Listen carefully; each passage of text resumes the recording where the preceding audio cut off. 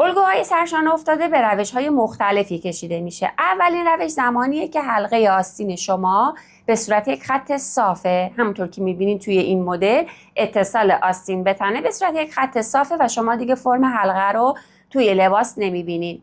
افتادگی سرشانه توی این مدل میتونه خیلی زیاد باشه، حتی تا آرنج و یا پایین‌تر از آرنج هم میتونه بیاد. در روش دوم الگوی اساس بالا تنمون رو تبدیل میکنیم به الگوی سرشانه افتاده. فرقی نمیکنه که شما از چه متدی الگوی اساستون رو کشیده باشین. یک سری تغییرات رو در تنه و آستین میدیم و در نهایت سرشانه افتاده شما به این صورت در میاد که مقداری از آستین روی بازو میفته. افتادگی این مقدار کمتر از حالت قبلیه و شما اینجا فرم هلال حلقه رو میتونید ببینید. دقیقاً شبیه یک لباسی که بر اساس الگوی بالاتنه کشیده شده باشه، فقط افتادگی سرشانش بیشتره. و اما روش سوم زمانیه که الگوی اساس کیمونو رو تبدیل به سرشانه افتاده میکنین. به فرم هلال زیر دست توجه کنین. این فرم هلال نشون میده که این لباس بر اساس الگوی سرشانه افتاده‌ای که روی الگوی کیمونو درست شده طراحی شده. روش اول و دوم رو قبلا آموزشش رو بهتون دادم. امروز میخوام این روش رو بهتون آموزش بدم. سلام، به کارگاه کوچیک من خیلی خوش اومدین. برای دیدن این آموزش کاربردی تا انتها همراه من باشید. همونطور که ابتدای ویدیو دیدین، آستین افتاده میتونه به مدل‌های مختلفی طراحی بشه. یکی از این طراحی‌ها زمانیه که شما آستین افتاده‌تون رو روی اساس الگوی کیمونو طراحی می‌کنید. برای این منظور شما اول باید الگوی اساس کیمونو رو رسم کنید که من قبلا توی یک ویدیو رسم الگوی اساس کیمونو و تبدیل الگوهای بالاتنه به الگوی کیمونو رو آموزش دادم. لینک ویدیوها رو پایین توی توضیحات قرار میدم که اگر خواستین ابتدا الگوهای اساستون رو به الگوی کیمونو تبدیل بکنید و بعد بیایید و آستین افتاده‌تون رو طراحی کنید. مزیتی که این مدل آستین افتاده داره اینه که در قسمت زیر حلقه آزادی بیشتری شما دارین و مخصوص افرادیه که بازوهای چاقی دارن. افراد سایر اندامها هم میتونن از این الگو استفاده کنن. تنخور بسیار زیبایی داره که من در آموزش‌های بعدی یک مدل تونیک تابستونه رو با این الگو براتون میدوزم. اما خب برای افرادی که بازوی بزرگتری دارن، بازوی پهن‌تری دارن، این الگو مناسب تره به خاطر فضای کیمونویی که و این فضای آزادی که در زیر آستین وجود داره. خب کاری که میکنم اینه که ابتدا میام میزان سرشانه رو از گوشه گردن مشخص میکنم. سرشانه عادی مشخص میکنم که چقدره. مثلا سرشانه برای این الگو، سرشانه شخص اینقدر، مثلا 11 یا 12 13 فرقی نمیکنه. فرض کنید این مقدار سرشانه اصلیه. خب حالا من میخوام یک مقدار افتادگی این آستین رو بیشتر بکنم، سرشانه تا روی بازو بیاد، یک مقداری تا روی بازو بیاد. این مدل نسبت به دو مدل قبلی افتادگی بازوش کمتره. توی مدل اولی که آموزش دادم، توی اون مدل شما هر قسمت از این آستین میتونست افتادگی سرشانه‌تون باشه. توی مدل دوم نهایتاً 8 سانتی متر ما میتونستیم افتادگی آستین داشته باشیم. توی این مدل از این قسمتی که میزان سرشانه بود به اندازه 3 الی 4 سانتی متر میتونیم بریم جلو، علامت بزنیم و این میزان افتادگی سرشانه باشه. یا نهایتاً کاری که میتونیم بکنیم اینه که بیایم و خط پهلوی لباس رو، خط پهلوی این الگوی کیمونوم رو تا بالا امتداد بدم به صورت یک خط صاف. این قسمت بشه انتهای سرشانه است. پس یا 3 تا 4 سانتی متر میتونیم داخل بشیم یا این خط رو امتداد بدیم و اینجا بشه انتهای سرشانه. خب حالا من میخوام اون علامت قرمز رنگ رو به عنوان انتهای سرشانه در نظر بگیرم. کاری که میکنم میام وسط حلقه آستین رو پیدا میکنم. وسط حلقه آستین چجوری به دست میاد؟ ببینید این خطی رو که به بالا عمود کردم، خط انتهای سرشانه رو که به بالا کشیدم، خط انتهای آستینم رو هم میکشم، محل برخوردشون رو بس میکنم به زیر حلقه. اینجا میشه زیر بغل آستین. شما میتونین آستینتون رو به ابتدای این هلال و انتهای هلال هم وصل کنین، ولی زیباترین حالت زمانیه که شما به زیر بغل، یعنی به وسط این هلال رسم میکنین. وسط هلال رو که پیدا بکنین میشه زیر بغل آستین شما. حالا شروع میکنم این نقطه رو به این نقطه به فرم هلال ملایم وصل میکنم. ببینید این هلالی که میکشم انحناش باید رو به تنه اصلی باشه و قرار هم نیست که خیلی بقی داشته باشه، خیلی انحنا داشته باشه. ببینید مثلا من این رو مد نظرم نیست، ببینید چقدر انحناش زیاده. ما یک انحنای ملایم مد نظرمون، یک انحنای کم میام و این دو تا نقطه رو به هم دیگه وصل میکنم. این تکه جدا میشه از تکه بالاتنه و آستین شما حالت افتاده پیدا میکنه، ولی این آستین فرم زیبایی نداره. من میخوام یک مقدار زیبایی بیشتری به این آستین بدم، چون ما داریم از اساس الگوی کیمونو استفاده میکنیم و زیر بغل کیمونو به خاطر این فرم هلالی که داره، به خاطر آزادی های زیادی که به آستین دادیم، حالت پف داره. پس من باید یک لقی از این قسمت بگیرم. بهترین کار اینه که بیام این خطی که اینجا کشیدم رو، این هلال قرمز رنگی که کشیدم رو به 3 قسمت تقسیم بکنم. این هلال رو اندازه میزنم، 3 قسمتش میکنم. از 1/3 پایینی به اندازه 1 الی 2 سانتیمتر بالا میرم. پس به اندازه 1 الی 2 سانتیمتر بستگی به سایزتون و بستگی به میزان هلالی که این قسمت دارین. ببینید اگر شما میخواید آستین افتاده طراحی بکنین، بهتون توصیه میشه که این هلال رو بالا در نظر بگیریم. ببینید ما در آستین های کیمونو میتونستیم این هلال رو بیاریم اینجا، میتونستیم هلال رو بیاریم حتی تا خط باسن، میتونستیم هلال رو بیاریم تا دم لباس، ولی کاری که میکنیم اینه که این هلال رو هول و هوش دور سینه یا نهایتاً 2-3 سانتیمتر پایین تر از دور سینه، 3 سانت اگر که این قسمت خط سینه باشه، 3 سانتیمتر از خط سینه بیایید پایین. حالا نهایتاً اگر که سایز بزرگتری دارین، بازوی برجسته‌ای دارین، میتونید تا 5 سانتیمتر هم پایین بیاین. از این قسمت بیاین پایین و هلالتون رو طراحی کنین. هلال نباید زیاد باشه. حالا اگر که شما فردی هستین که اندام متوسطی دارین، اندام کوچیکی دارین، اینجا 1 سانتیمتر کافیه.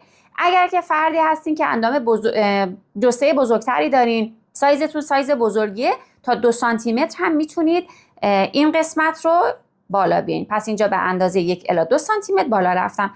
حالا میام و این هلال رو مجدد آرایش میکنم. به چه صورت؟ به این صورت که این ابتدا رو به اندازه حدوداً 2-3 سانتیمتر رو اول خط صاف میکشم. حالا هلالش میکنم به این صورت، میام به این علامت میرسم و بعد این علامت رو میارم و به اینجا میرسونم.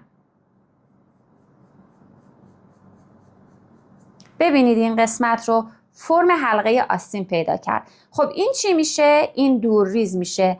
این قسمت دورریز کار ماه، همون لقیه که من از جلوی لباسم گرفتم. پس الان شما به اندازه 1 الی 2 سانتیمتر از این آستینتون لقی گرفتین و ما این لقی رو فقط برای قسمت جلو میگیریم، به خاطر اینکه قسمت پشت کارورها معمولاً کارور پشت بیشتره و شما احتیاجی ندارین که این لقی رو بگیرین. لقی رو در قسمت جلو میگیریم. همین کار رو برای الگوی پشتم انجام میدم، ولی دیگه احتیاجی به گرفتن لقی نداره. ببینید برای قسمت پشت فاس اندازه میزنم از گوشه گردن. هر مقداری که از گوشه گردن اومدم و آستینم رو برش زدم، همون مقدار هم از اینجا میام علامت میزنم. زیر بغل رو، یعنی در واقع وسط این حلقه رو پیدا میکنم و به صورت یک هلال کاملا ملایم اینها رو به هم دیگه وصل میکنم.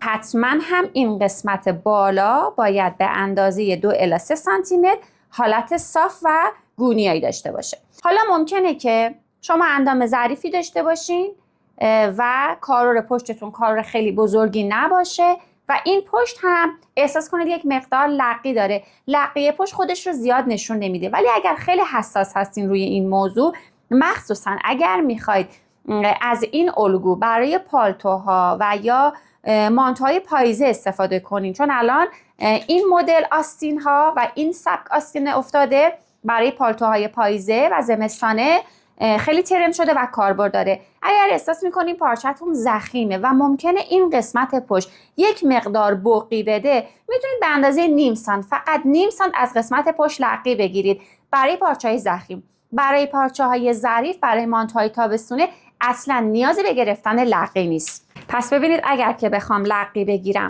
میام این فاصله رو اندازه میزنم، هر چقدر که بود مجدد 3 قسمتش میکنم، از 1/3 پایینی به اندازه فقط نیم سانت. ببینید من فقط مجازم نیم سانت اینجا لقی بگیرم. بالا میام و این بالا رو مجدد به حالت زاویه قائمه 2-3 سانت پایین میام، به این صورت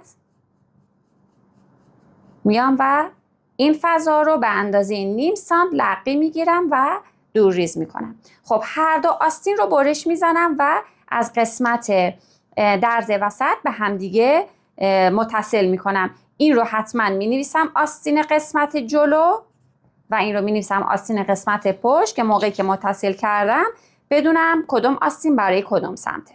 قبل از اینکه آستین ها رو جدا کنم یک نکته رو یادآوری کنم. ببینید شما میتونید این آستین کیمونوتون رو برش بزنید از هر قسمتی که خواستین، به شرط اینکه زمانی که خواستین برش بزنین این خطی که اینجا میخواین بکشین حالت گونیایی داشته باشه. ببینید مثلا میتونید برای صرفه‌جویی توی پارچه، چون این کادر، این فضا معمولا توی یک عرض پارچه جا نمیشه، مثلا میتونید آستینتون رو از اینجا برش بزنید. نه دوست دارید بیایید از بالاتر از انتهای حلقه به این صورت برش بزنید. به هر مدلی که دوست داشتین، به هر جایی که شما دوست داشتین میتونید آستین کیمونوتون رو برش بزنید و این تکه جدا باشه، این تکه هم جدا باشه، آستین کیمونوتون 2 تکه باشه. و اصولا اگر میخواین آستین کیمونوتون بلند باشه باید برش بزنید. ولی این دیگه آستین افتاده نیست، این یک آستین کیمونویه که شما اومدین تکه آستینش رو جدا کردین. اما این مدل آموزشی که من دادم به خاطر اینکه ببینید فرم آستین رو، ببینید الان دقیقاً من فرم آستین رو دارم، برای همین به این میگیم آستین افتاده یا آستین سرشانه افتاده. فرم آستین حفظ شده، اساس کیمونو حفظ شده، زیبایی و راحتی یک آستین کیمونو رو هم داره. تفاوت این دوتا برش در اینه که شما وقتی این برش مشکی رو میزنین دیگه آستینی که میدوزین یک آستین صاف و یک دسته، مناسب پانچ ها و یا عباها هستن. ولی زمانی که به این روش اول شما میان برش میزنین، آستین افتاده طراحی میکنین، شما یک مقدار آستینتون افتاده میشه. البته شما میتونین این آستین رو هم افتاده نکنین و از همینجا شروع به طراحی بکنید. در این حالت برش دادید به آستین کیمونوتون، برشی که دادین فرم آستین رو داره و مناسب انواع تونیک ها، شمیز ها و پالتوها و کت هاست. ببینید این قسمت رو از آستین جدا کردم، این قسمت رو از تنه جدا می کنم و دور ریز می کنم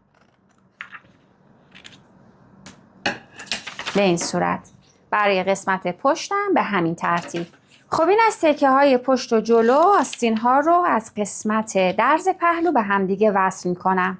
ببینید از محل درز بالای آستین این آستین ها رو به همدیگه چسبوندم. این برای قسمت جلو میشه و این برای قسمت پشت میشه. به فرم حلقه آستین توجه کنید که چقدر زیبا تونستیم این فرم رو از روی آستین های کیمونومون در بیاریم و دیگه موقعی که خواستیم روی پارچه بندازیم این الگو، این خط وسط میشه خط راستا و روی راستا میندازیم.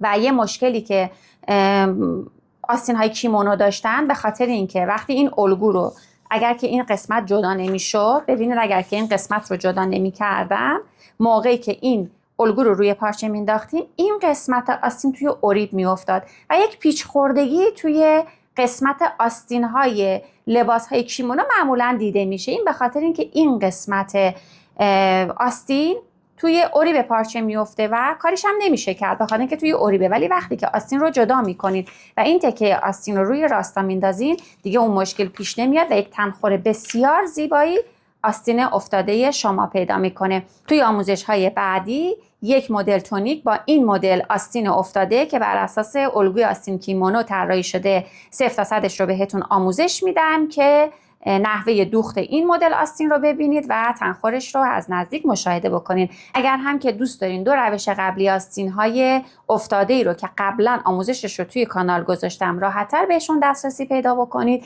ویدیوهای بالا رو حتما ببینید.